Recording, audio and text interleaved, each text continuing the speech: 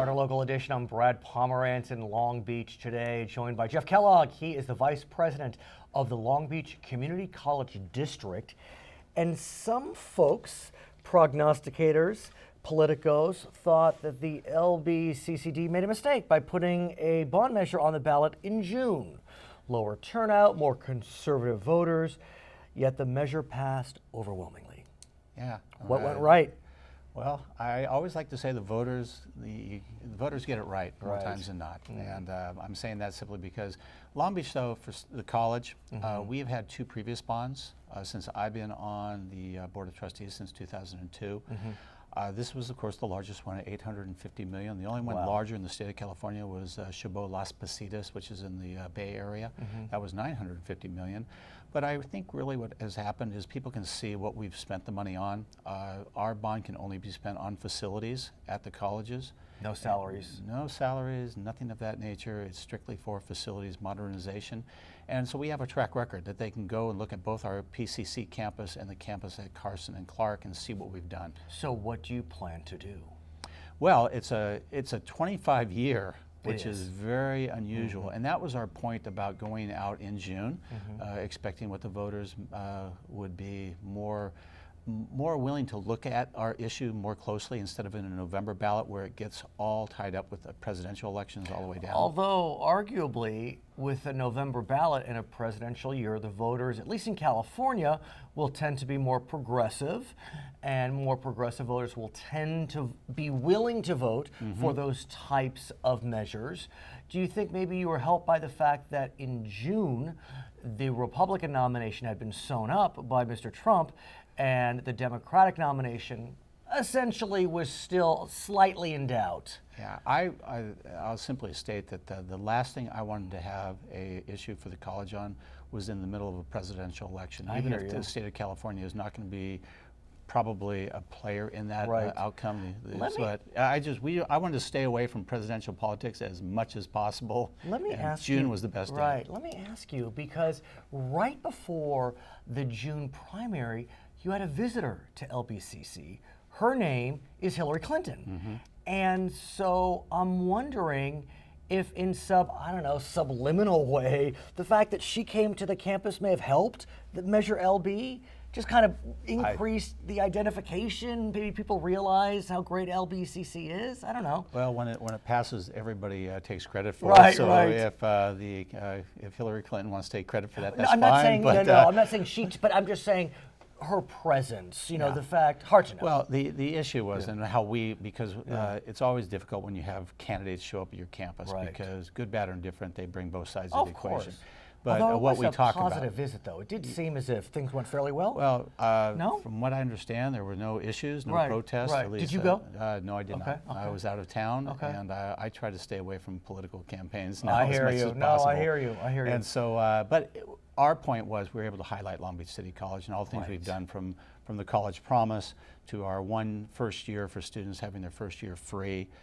We have a lot of positive things to talk about, and so that was a good thing. And the fact it's now with the national college promise being pushed by the Obama administration, that which is a model mirrored after the Long Beach City College promise.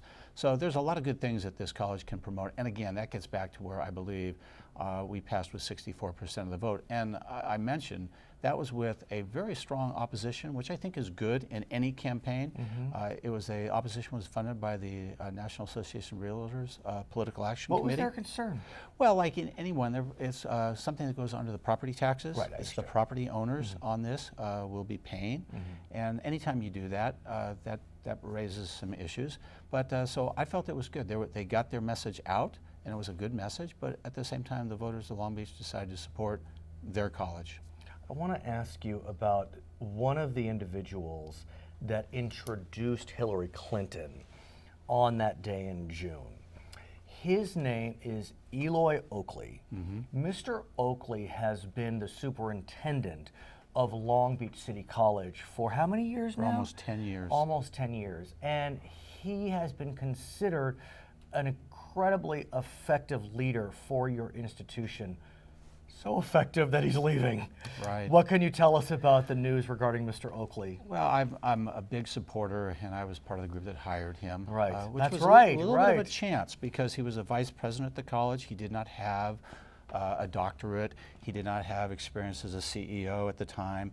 But And you had Beverly O'Neill be the superintendent a few years before that. Well, Is that yes, right? yes, and she had been the mayor, so you had a history of successful, well-known figures. And I appreciate you saying that because Right. we also had a time going back that we had, and Beverly O'Neill was one that only was there as the superintendent president for a few years. Okay.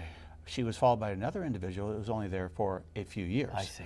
In the past 20 years, Long Beach City College has had only 2 presidents. That is very unusual. The normal tenure for CEOs in the 72 community college districts is under 4 years. I see. And that's for a multitude of reasons for another time probably Right. to discuss. But with Eloy, when we hired him, he's been a great innovator. I mentioned the College Promise, all the other things he's And been. the College Promise for our viewers, it's a seamless path from LBUSD to LBCC to Cal State Long Beach if that's the desired goal. Exactly right. It starts really in elementary That's school, true, yeah. letting students know that they can go to college.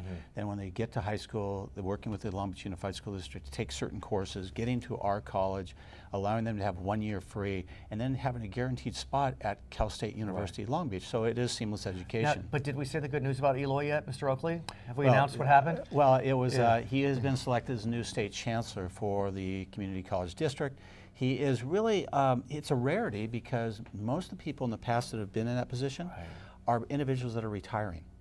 They've retired from a CEO position and they go there for a few years. Or they were elected officials that had retired. That was a Jack state. Scott. Jack Scott was there before. Before that, he was actually president of Pasadena City College. So, Eloy is very young. He has many years left in his career. He's not at the end of his career. Right. And I couldn't be more proud because it represents Long Beach City College and what type of leaders we have. And I wish him only the best. And it helps to have somebody like that as the state chancellor. Did you know that he was in the mix? Yes. How did you find out the good/bad news? Well, I've had a very good relationship Right. with Eloy Oakley, and he would let me know, even in the past when other districts had Oh, pursued sure, him. of course. And so he had come to me and said that he's been considered it. I have a frank discussion with him, the positives and negatives. I think he's going to do an outstanding job. I hate losing him, but now the task is for the 5-member board of trustees to go through the process to hire a new CEO, and hopefully we'll have another one that will have the long tenure, but that depends on the Board of Trustees also. So let's talk about the new superintendent. How does that process work? We are just beginning at Long Beach City College, and it's a lengthy process. It's going to take some time. This is the one employee that is hired by the Board of Trustees. So it's quote unquote our one employee. Got it. That said, we really bring in all the different college constituency groups. We have a committee. They also help in the process because you have to have buy-in from all the different groups. It will take us probably to the end of the year. Eloy is going to be at Long Beach City College till December. Oh, is that right? He is going to stay His here. predecessor That's part is- of his okay, agreement. I understand. We'll be able to get this process going. At that point in time, if we have to hire an interim, because for a few months until the permanent one can step in, and that's depending on if this is a successful process. Do you seek an outside search firm? Yes, we do. That's standard. Yes, that's best practices traditionally. Some do not, but we will. And do superintendents tend to come from within the community college system? Do they tend to come from the four-year system? Interesting because California being very unique, and in Right. fact we have a lot of things with shared governance, and that's a terminology we use in Right. higher education that other states don't use. Essentially it means everyone's working together. I know that's, see. and I generalize that, but traditionally it comes within the system. There are some people from out of the state of California, but many times they've had some California experience. Right. That's happened in many states, many different districts. Okay. But overall, if you don't understand the California Community College District, you're at a disadvantage. His name is Jeff Kellogg. He is Vice President of the Long Beach Community College District. Brad Pomerance here, Charter Local Edition. Great job. Good.